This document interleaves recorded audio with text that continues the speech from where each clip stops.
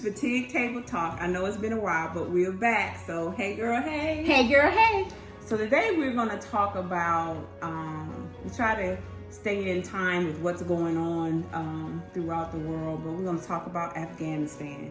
We're just going to hit on some of our experiences, just some of the issues we may experience while we were there, and just kind of just share with you guys our experience at Afghanistan. So, what was it? When did we go?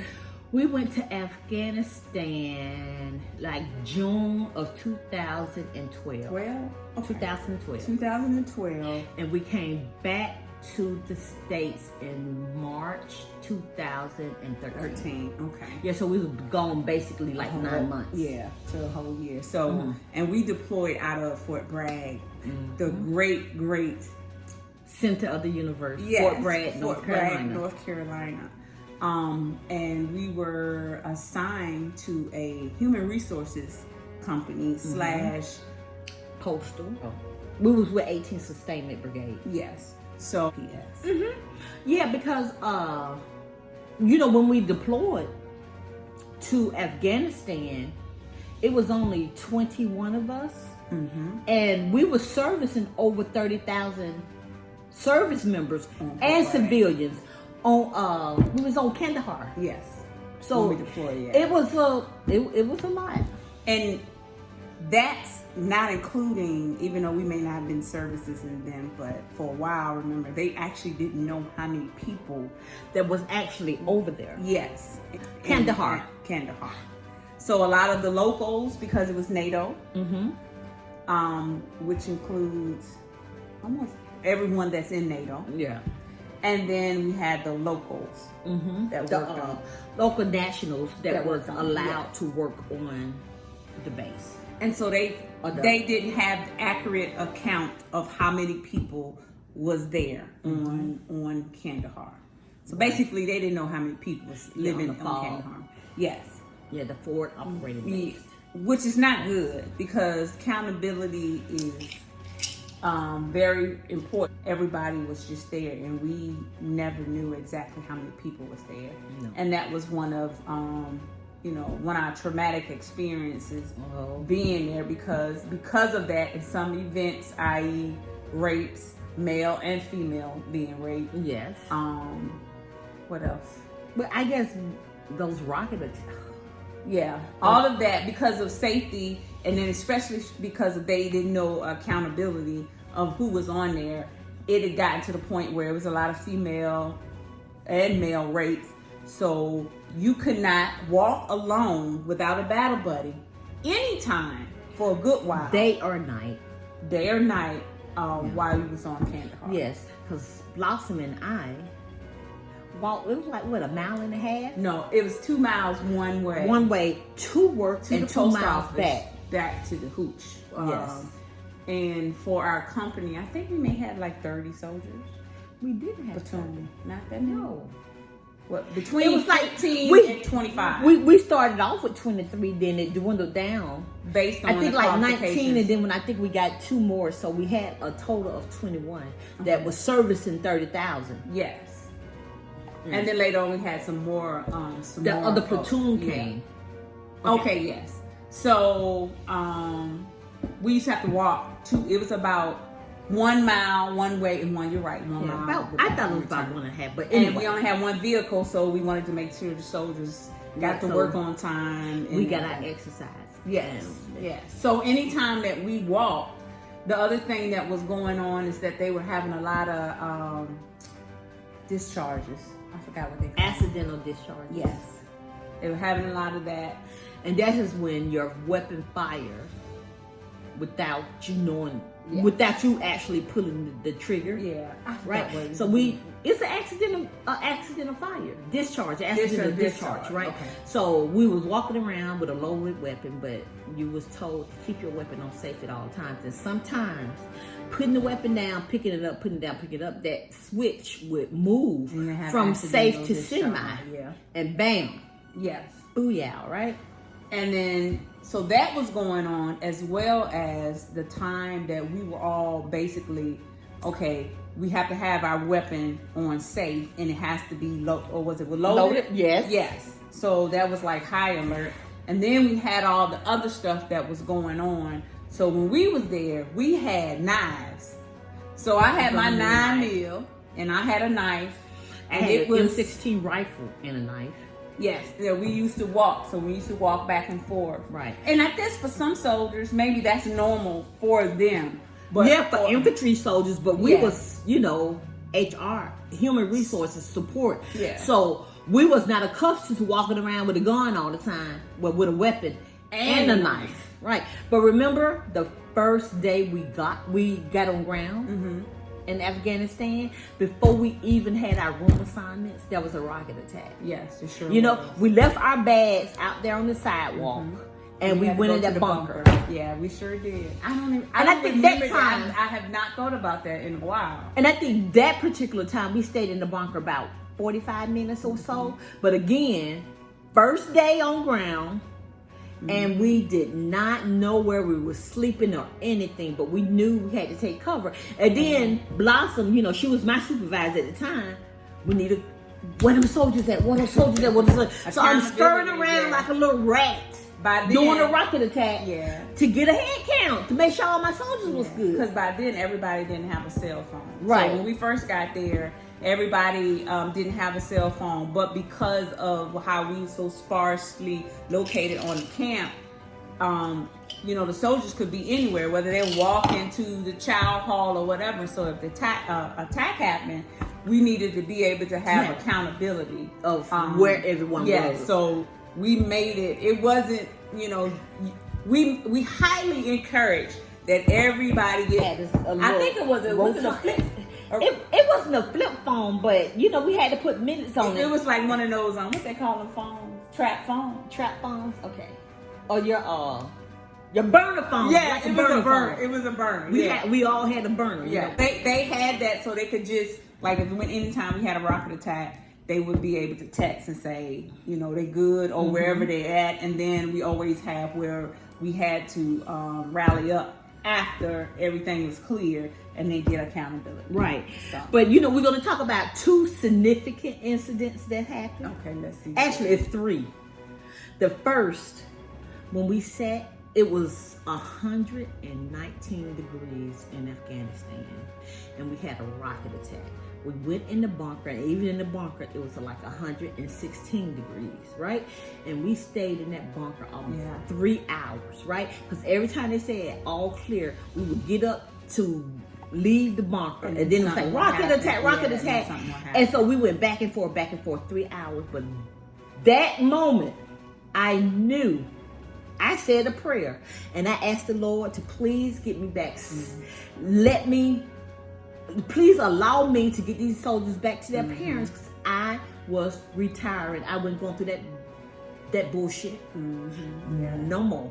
Okay, that was the first. And I always say, everybody has a different experience. Someone experienced, whether based on where they're assigned or their MOS, their job, may have experienced something way different. And some didn't live through that experience. So we just want to say this is just sharing our experience. And for us, it was traumatic. You know. And then 2, that we had an attack, but the instruction was it was a ground attack. Okay. So instead of going into the bunker, you were supposed to take safe haven inside of a building. Yes. But this person, we won't put it out there, a high-ranking official, he was misguided about what was supposed to happen. So some of our soldiers was outside in the bunker, and we were like, no, you're not supposed to be outside. You're supposed to be the inside. Building, right?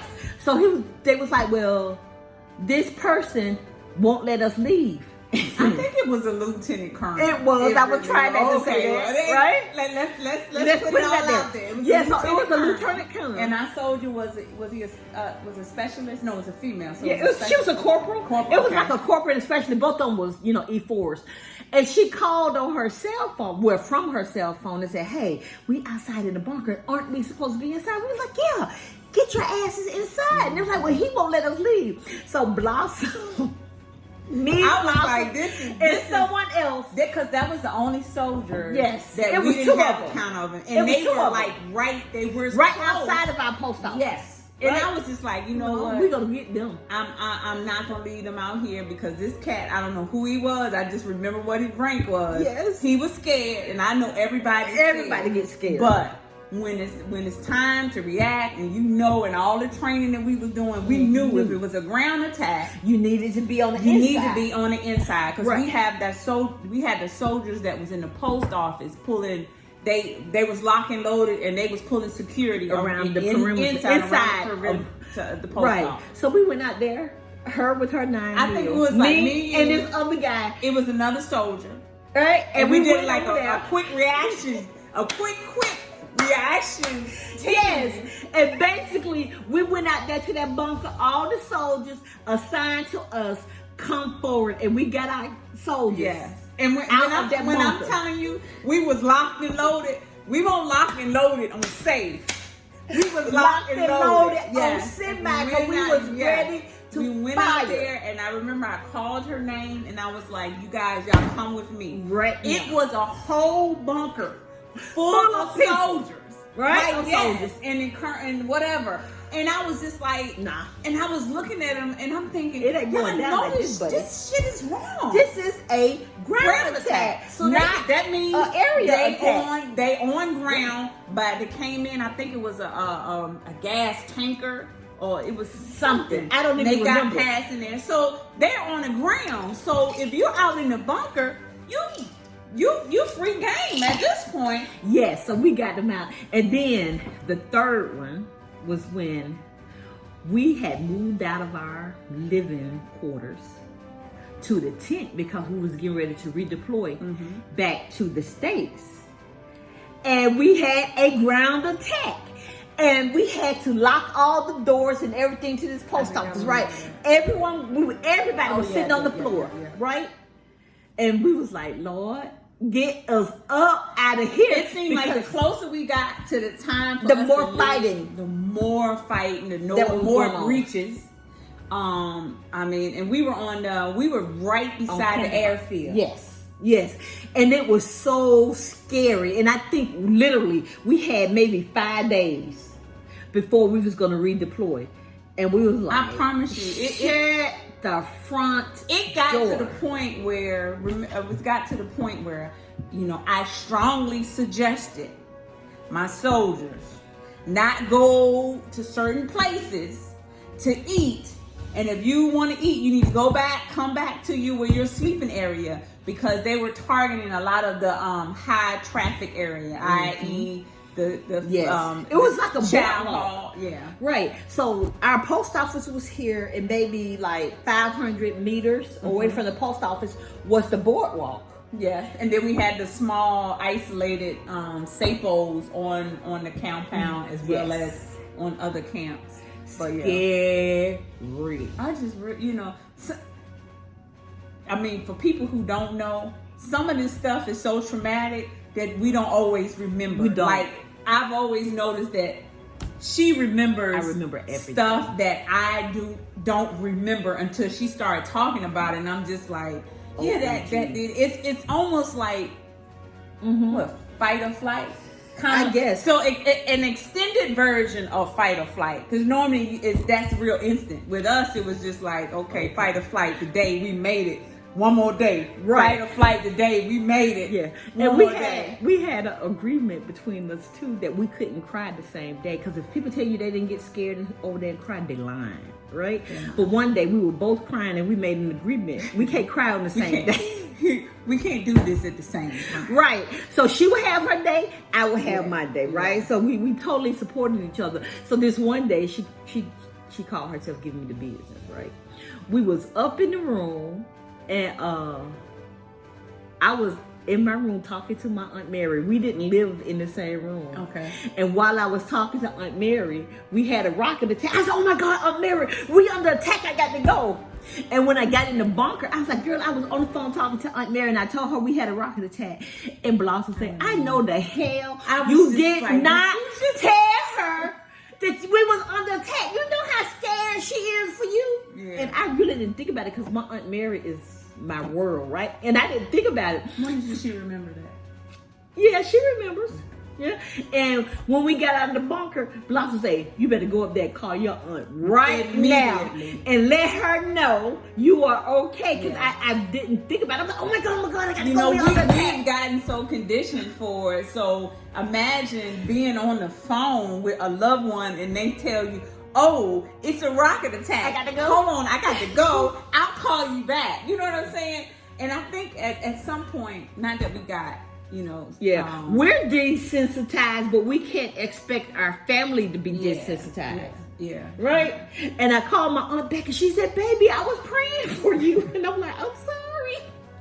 I was like, oh my goodness. Oh my goodness. And she's like, why would you do that to her? But honestly, it wasn't even a second thought. I'm like, oh my God, rocket attack, I got to go. Okay, let me go. I got to do what I need to do. And people think, well, what does she need to do?